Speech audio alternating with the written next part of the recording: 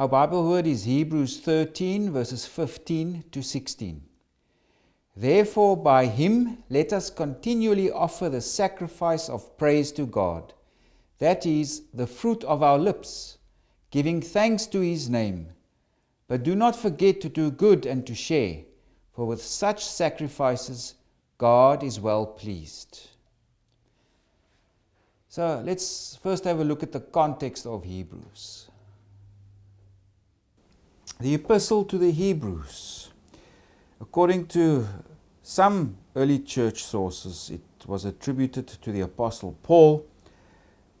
For example, already from the 2nd century onwards, all of Paul's writings were collected together.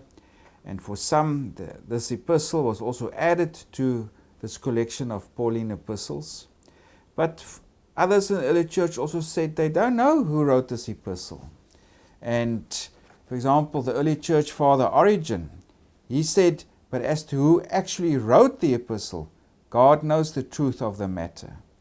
And that is quoted by Eusebius in his church history. So already in the early church there was question mark, who wrote this? And today scholars and theologians generally accept that Paul did not write this epistle, because the language is too different. The Greek grammar and style is too different. Also the theology is quite different if you compare it to Paul's epistles. So who wrote this? God knows who wrote this epistle. And also where he wrote it, or for whom, we also do not know, because there's no real clues in the text. Maybe to people or Christians in Rome, because there's this reference to Rome towards the end of the epistle, etc. But exactly who wrote it and to where, which Christians this was aimed, we do not know. But what we can know is that it was aimed at Jewish Christians.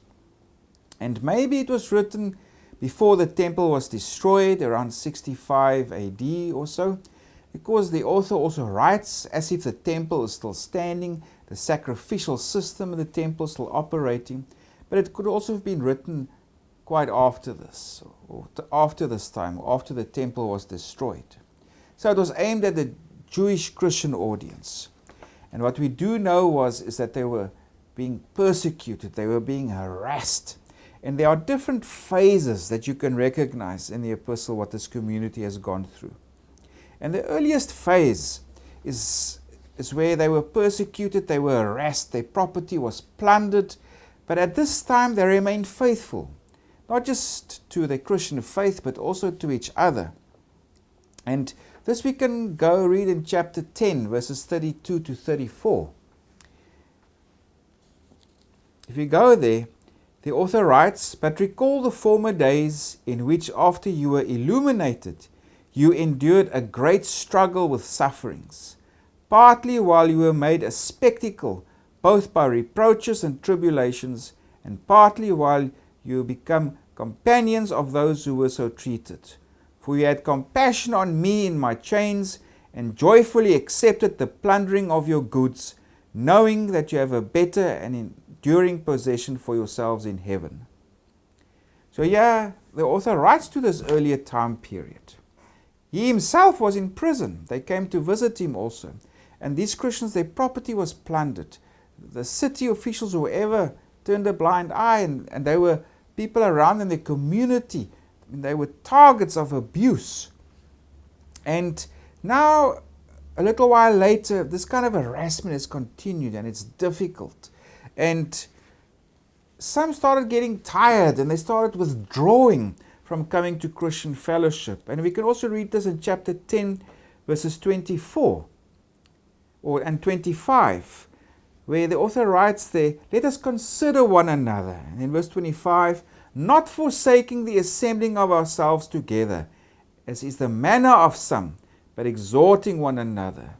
So he says here, some are holding back, some are staying away from the Christian assemblies, and also some, they are still in prison, and it's becoming a burden to look after those in prison. Also in chapter 13, verses 3, the author writes about the present situation of believers. He says there, "Remember the prisoners as if chained with him, those who are mistreated, since you yourselves are in the body also."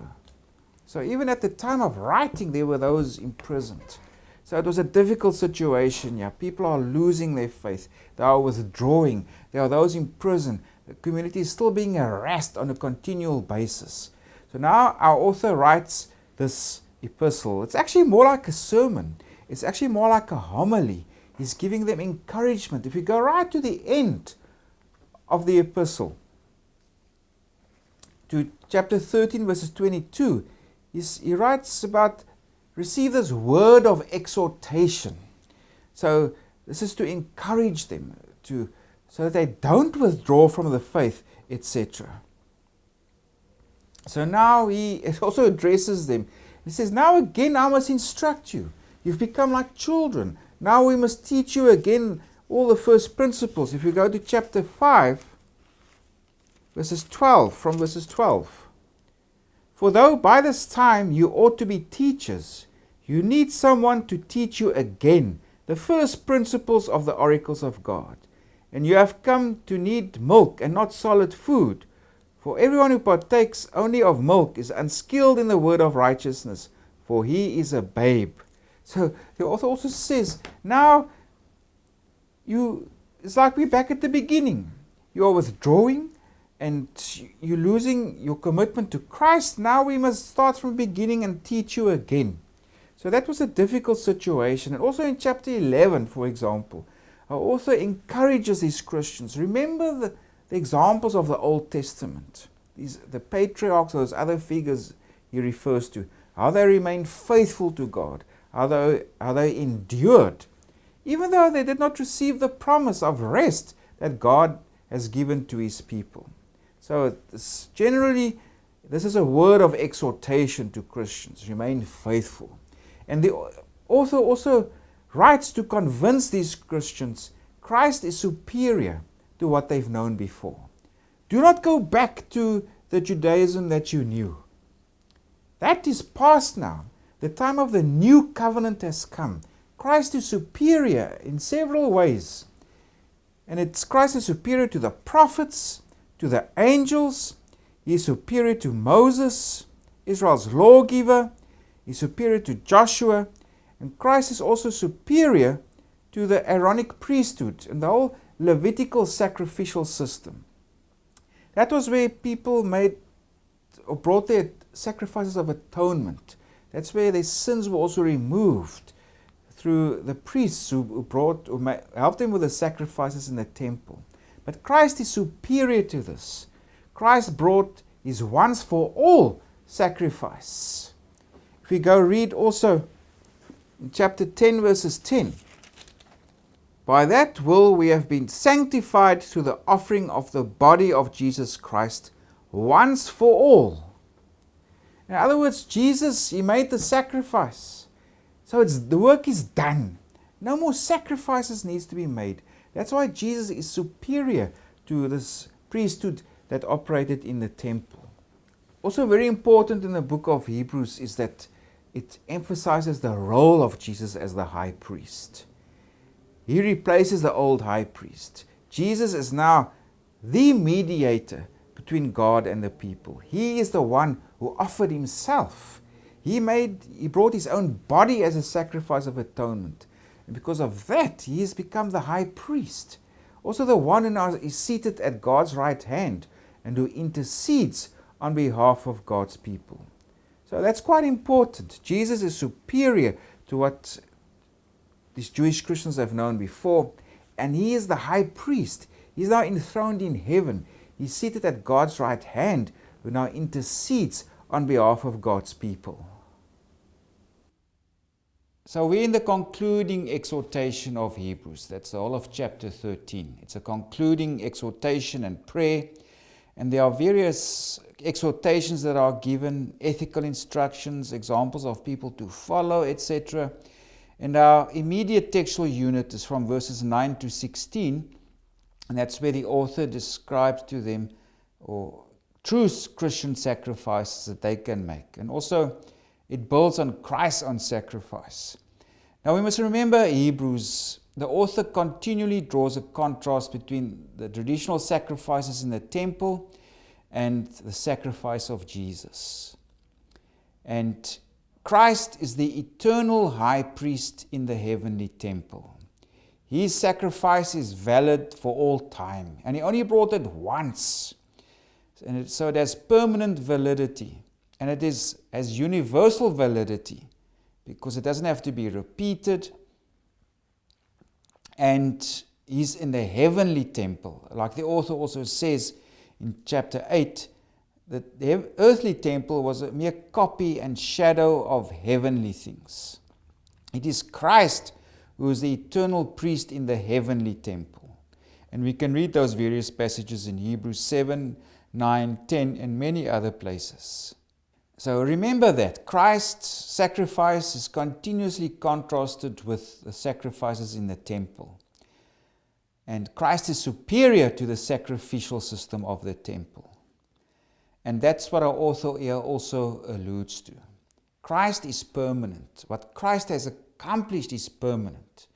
Just before our textual unit, in verse 8, he says there, Jesus Christ is the same yesterday, today, and forever. Who Christ is, what Christ has done is permanent. There's no change with him. That's why he also encourages them, don't go back to your previous lives. What you're comfortable with, what you know, and of course now being a Christian, it's causing you suffering, so maybe you think it's better to go back. He tells them, don't do that. Christ is the same. Don't change your doctrine, your teaching that you abide by. Don't go back to the sacrificial system. If we read there in verse 9, do not be carried about with various and strange doctrines. Because Christ is the same. It doesn't change.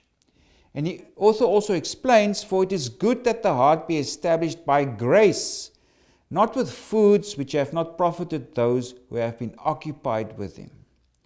So what foods is the author referring to here? It refers to general food laws that Jews had to abide by, but also here it refers to sacrificial food that came from the temple.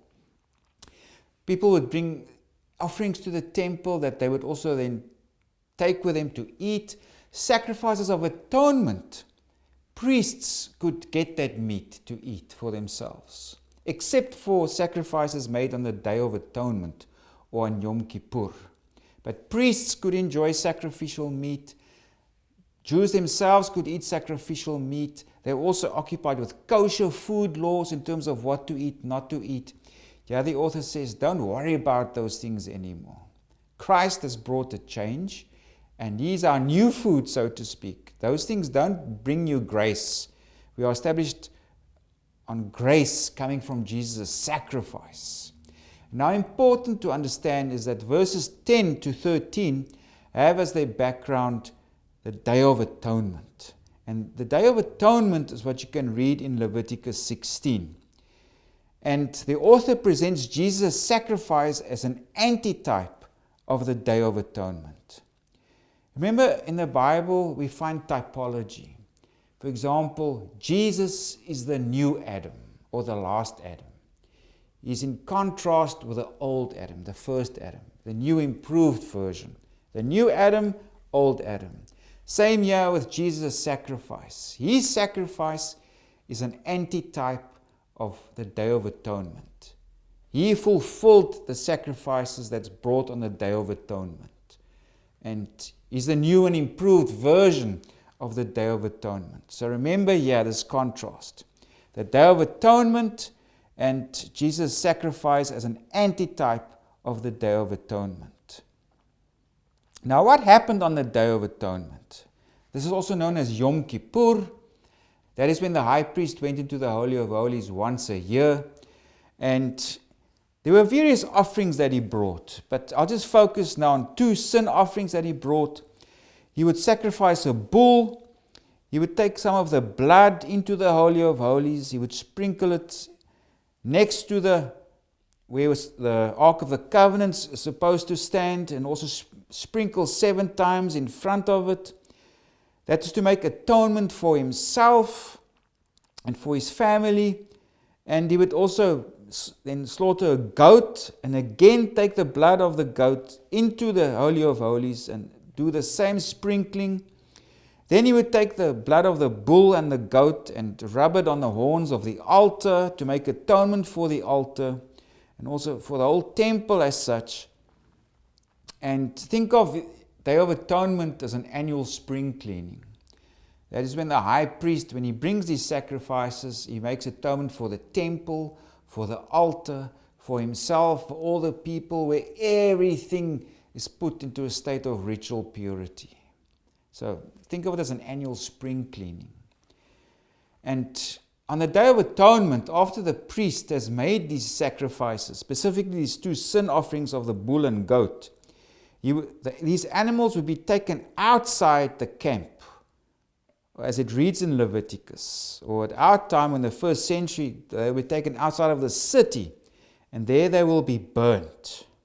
So here, the priests cannot eat from this meat. And other sacrifices of atonement that people brought during the year at any time, the priests could eat that meat. But here on the Day of Atonement, where the sacrifices made by the high priest, these animals could not be eaten. They were taken out of the city and they were burnt outside the city.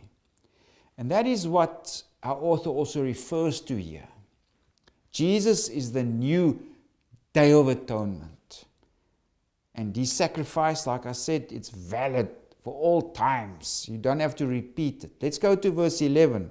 For the bodies of those animals whose blood is brought into the sanctuary by the high priest. Remember, he brought in the blood of the bull and also a goat, where they sprinkled there in the Holy of Holies. And of course, he does it for atonement of sin. Now, these animals, or where the blood comes from, they are burnt outside the camp.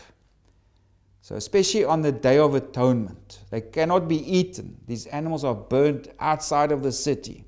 Then in verse 12, therefore Jesus also, that he might sanctify people with his own blood, suffered outside the gate. So here the author draws a parallel. Like the animals were burnt outside of Jerusalem, that bull and goat on the Day of Atonement, Jesus in a similar way was taken out of Jerusalem. That's where he was crucified. So he draws a parallel there between the two. Verse 13, therefore let us go forth to him outside the camp, bearing his reproach. So in other words, let's go to Jesus. He suffered condemnation, humiliation. Let's go there out to meet Jesus outside the camp. He is the sacrifice of atonement. He is the sacrifice, or the Day of Atonement, brought to fulfillment. Let us go out to him. Let us suffer with him. Because he is our food. The priests, or the high priest, could not eat of the traditional sacrifice on the Day of Atonement. But we are privileged as followers of Jesus, that Jesus is still our food. We have access to him in that sense. If we go read in verse 10 again, we have an altar from which those who serve the tabernacle have no right to eat. This refers to that sacrifice on the Day of Atonement. The animals were burnt on that day. They could not be eaten. But we have an altar from which those who serve the tabernacle have no right to eat. We can go out to Jesus, outside the camp. He's our food, Jesus. We have that benefit now of Jesus being this new all-encompassing sacrifice. Now, the Christians could also have been accused that you don't have true religion, because you don't have sacrifices, you don't have priests, because animal sacrifice was common to most ancient people, especially to the Jewish people, because that's how sacrifices of atonement were made. So Christians could have been accused, you have no altar, you have no sacrifice, you have no priest. Of course, to which Christians would have responded, we have an altar, we have a sacrifice, we have a high priest. He's Jesus, and he's serving now in the heavenly temple, much better than the altar and sacrificial system that you follow. So remember here, we have the sacrifice of atonement brought on the Day of Atonement, once a year by the high priest.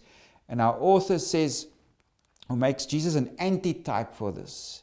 He is the true sacrifice of atonement. And we have a right and privilege to go out to Him who's outside the gate, outside the city where He was sacrificed. There's our altar. And we have the privilege to be nourished by that sacrifice. A privilege that ordinary Jews don't have, even the priests, based on the sacrificial system of the time. And also, we as Christians can bring sacrifices. It may not be animal sacrifices, but we do make sacrifices. We also find similar language already in the Old Testament and also in the Dead Sea Scrolls, where you can bring the sacrifice of your lips or of your heart to God. But of course there, the sacrificial system still remained in place. For Christians, the sacrificial system is something of the past. It's over. Christ brought the sacrifice. But we can bring spiritual sacrifices. And that is what our text word is about.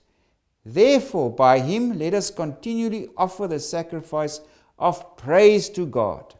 That is the fruit of our lips, giving thanks to His name. In other words, our spiritual sacrifices is firstly thanksgiving. We bring thanksgiving to God. Secondly also, but do not forget to do good and to share, for with such sacrifices God is well pleased. So in other words, doing good and sharing, these are also forms of sacrifices. So here we have Jesus. He's the antitype for the sacrifice on the Day of Atonement. The Day of Atonement, those sacrifices, it was just a shadow of things to come. Jesus fulfilled it. He completed it. Once for all, it's done. And we have an altar in Him. We have a high priest in Him. He's our heavenly and eternal high priest. But also we can bring spiritual sacrifices. Yeah, thanksgiving and doing good and also sharing with others.